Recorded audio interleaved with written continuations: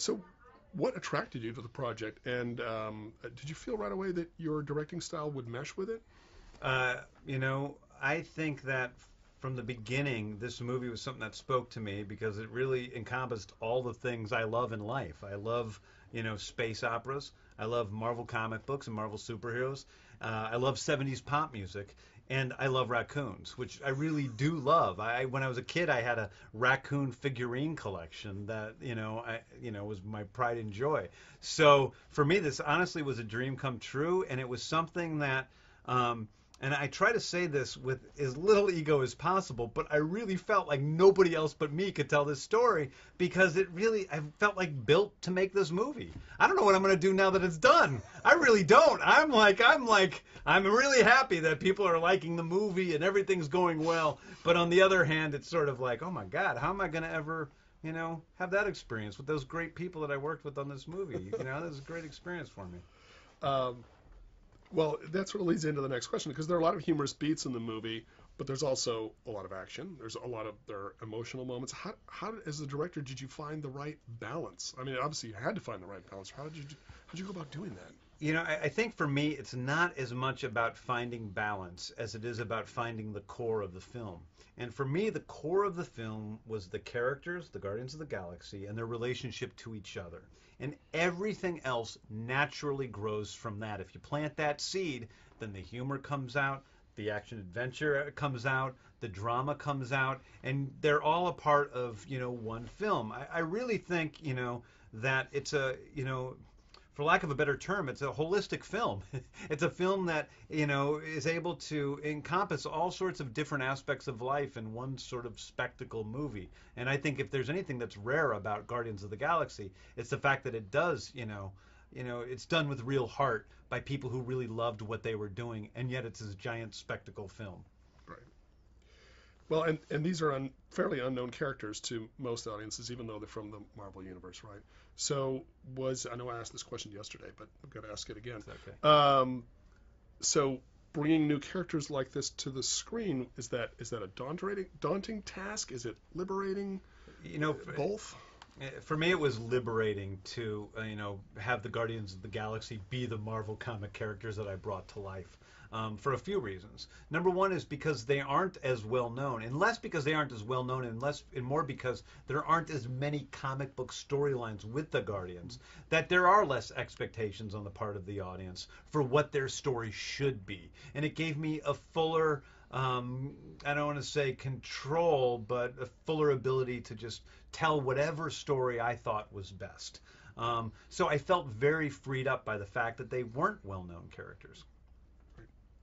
The music, obviously, extremely important to the story. Speak to how important, if you will, the music is to the story and how you were instrumental in choosing the music and how you were involved in choosing what music ended up in the movie. For me, the real core, the emotional core of this movie is the cassette tape that Peter Quill has that his mother gave him. It's his only attachment to Earth. It's his only attachment to the past he lost. It's the only attachment to his mother that he lost. So right away, that's a very important object. The songs on that tape were all songs that were written into the script that have stayed consistent from my first draft through the release of the film.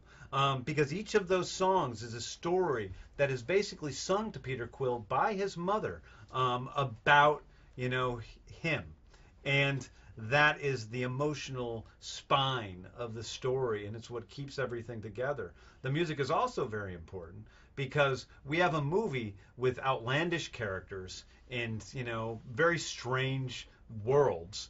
And by giving them, the people something as, simple and as comforting as a 1970s pop song that we're familiar with, it helps to ease us into that strange place, while at the same time being a very novel experience to be listening to music while we're looking at somebody dancing through a dark temple of demons.